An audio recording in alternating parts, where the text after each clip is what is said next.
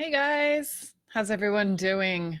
Hope you all had an awesome long weekend. If you're here in the States and you celebrated July 4th, I just got back last night and I am excited to dive into today's topic.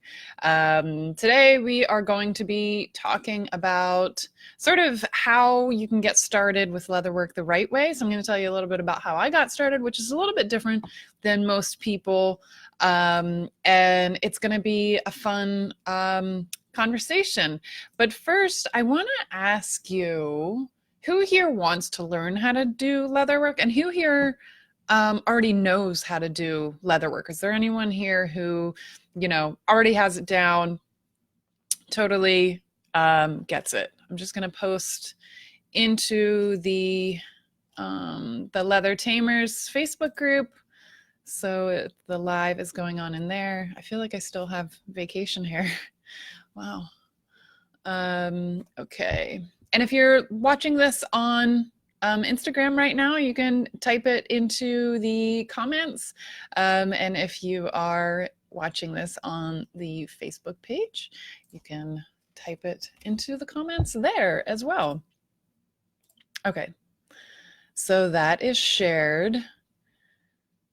Let me just go back here. And for anybody who's just joining and you're not familiar with my videos or myself, my name is Mary, and I'm happy that you are here and that you are watching. I'm the founder of leatherbeast.com, and I show you exactly how to get started with traditional leatherwork. I also teach people how to sell their leatherwork. But today I'm talking more about the making side and how to actually get started, what all is involved in that, and doing so that you waste the least amount of time by getting the instruction and techniques up front, and you waste the least amount of money by knowing what kind of tools and materials you should be buying and what you don't really need to buy or waste your money on. So that's kind of the perspective I come at it.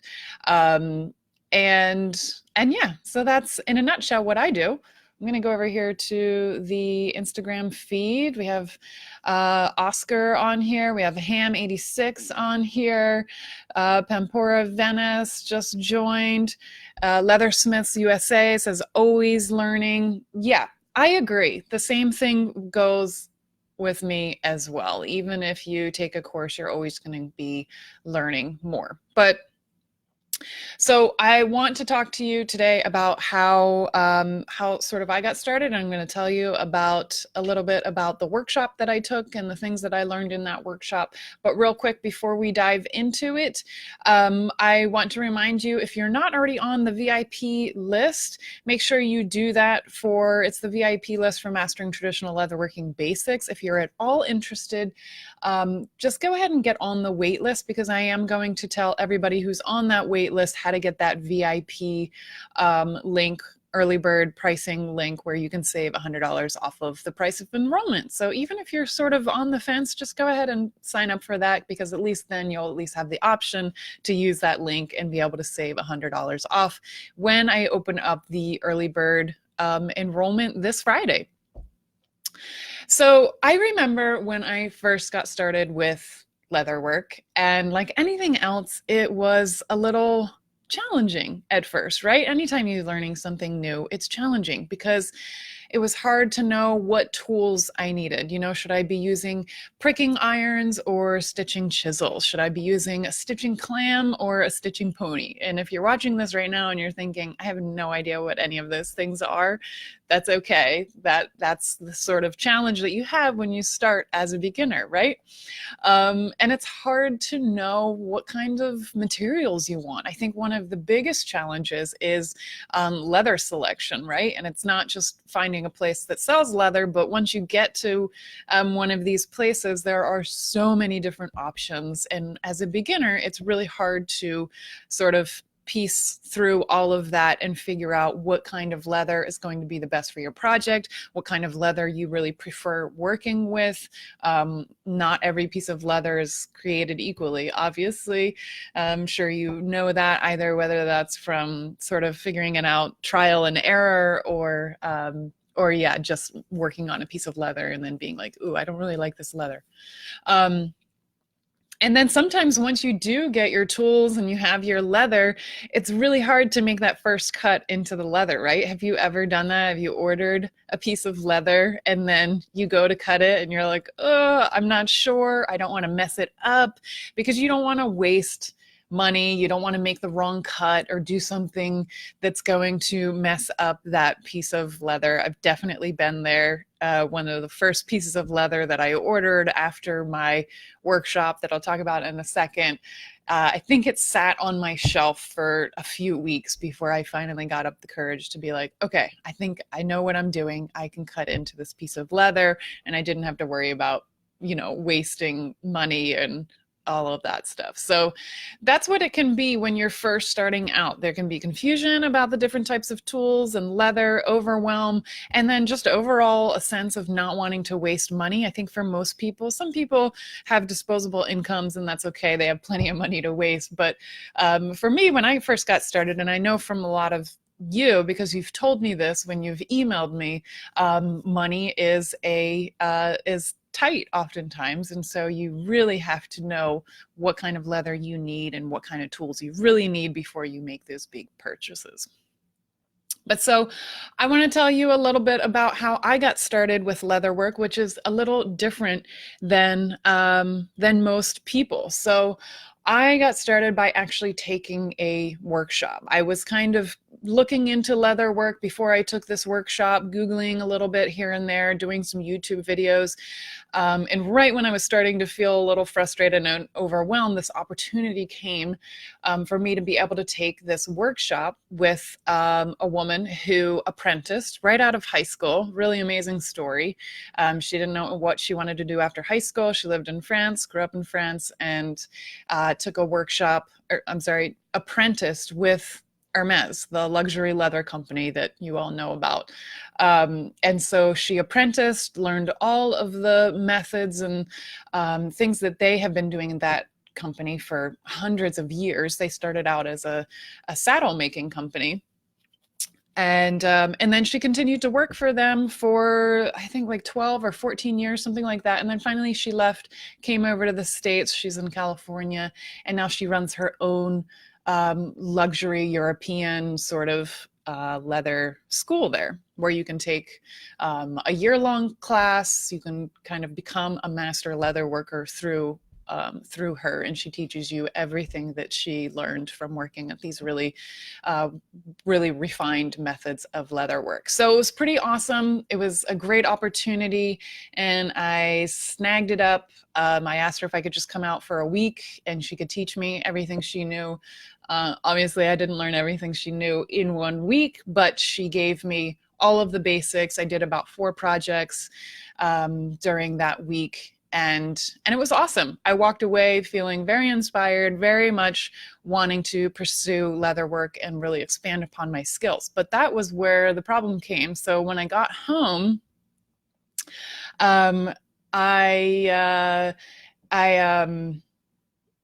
lost my train of thought. Oh, when I got home, I started to research a little bit more. I wanted to sort of expand upon the skills, learn more about the different methods that I had already sort of touched on in my workshop. I became a student of the University of YouTube for real. But it was frustrating. I could not find a lot of the methods that we learned in class. I didn't see a lot of the same really refined methods for getting that really refined, slanted, perfectly spaced stitching. And so there was a lot of trial and error for me after that workshop of really trying to figure out, how do you do this when you're saddle stitching? What are you doing behind the scenes to really maximize the slanted stitch? I really wanted to perfect the work and yeah, just really make things that are focused on craftsmanship and really quality work. I wasn't really interested in doing sort of more rustic looking work. I really wanted it to look amazing. I wanted it to look like, when people saw it, I wanted them to be like, you hand stitched that. I wanted them to be like really excited about it, basically. I don't know, maybe that's sort of the kind of leather work that you are interested in doing as well. And so there was, Yeah, so there was a lot of trial and error. And one specific project I remember is, those rolled straps that a lot of the higher end bag makers have. That's not something that I learned. That was more of an advanced technique. I didn't learn that with my instructor, but I really wanted to learn how to make those.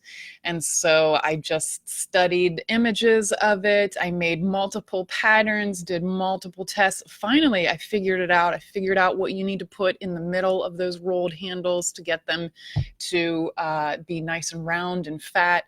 And so that was just one situation where it was trial and error. Whereas if someone could have just told me, here's the pattern, here's how you do it, that would have been so much easier, right? It would have spent so much less time, less money. So yeah, that trial and error, it works out, but you pay a price for all of that. And another thing that was really frustrating, and I don't know if this is something that you've ever experienced yourself, is that yeah, you can come across these videos that might seem good, but you're not really sure. You're like, is this a good method? Is there a better way? Is this really going to give me the quality result that I want? And you don't really know until you try it. But again, that's just more trial and error, and it can be really frustrating when you do put some of these methods into place, and then later on you find out, yeah, that's not really the best way to do it. There's an easier way, or there's a more durable way.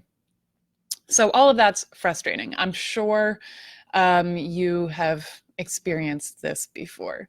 Let me just go over to the comments over here.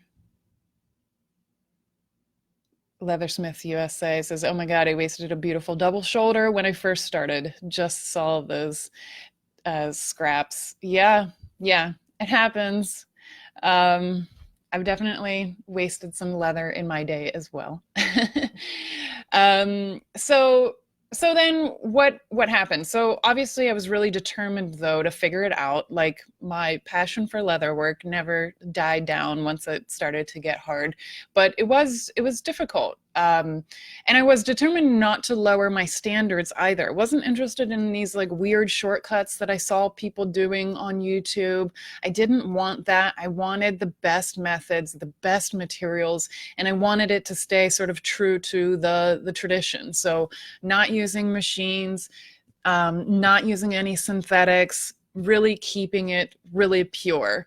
And like I said before, I just really wanted, when people saw my leather work and they held it and they looked at it front and back, I wanted them to be like, wait, you made this with no machines, you hand stitched this? That's amazing.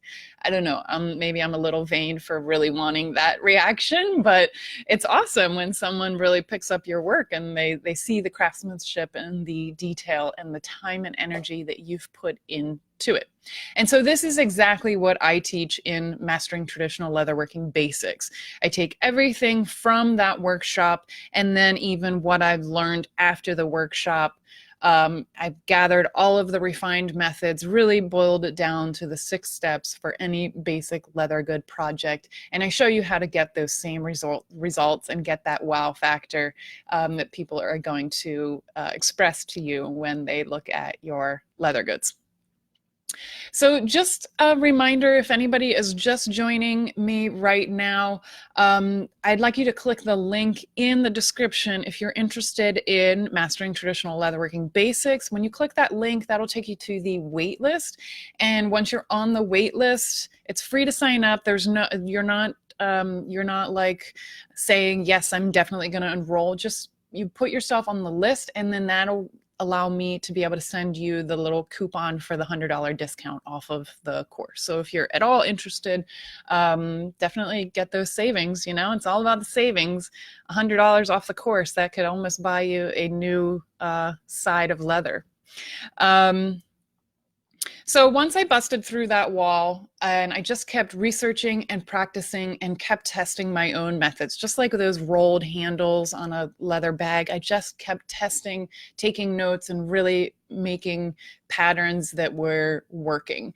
And it started to pay off. I was getting to a place where I could create a hand-stitched wallet that looked super pro, like really high quality. I was able to make handbags with those really nice handles.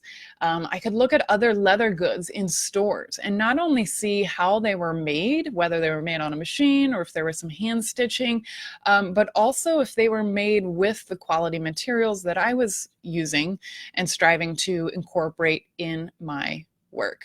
And I'm going to be honest, it was hard, and it really took a lot of determination on my end to kind of get through that challenging beginner phase. But it was so worth it because now I'm able to create work that I'm really proud of and that I love, that I would personally wear, and that I personally see the value in.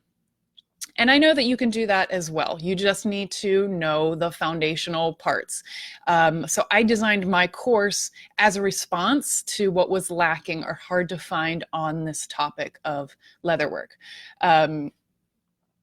So everything that you struggle with, whether it's tools and what kind of tools to get, how to get the cheaper tools that are still quality tools, the leather types, what kinds are good for which projects, what the different weights are and grades and where to get the leather.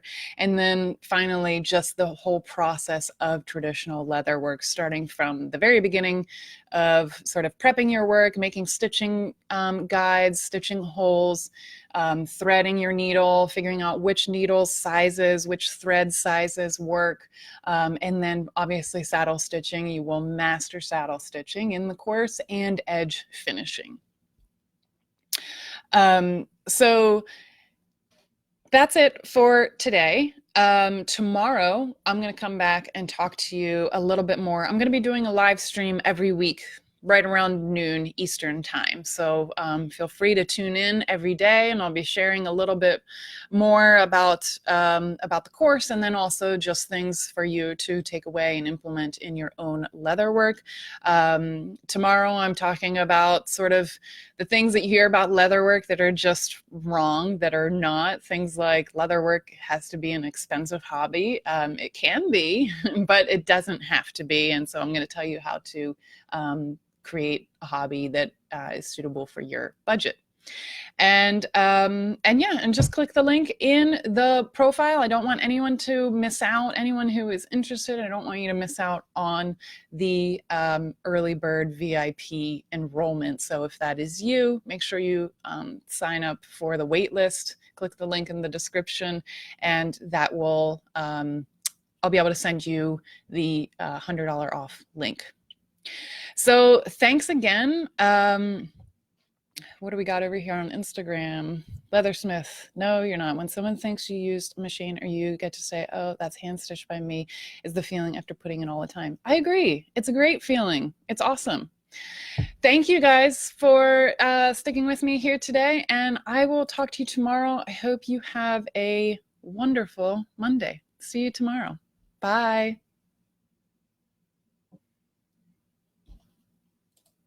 Bye.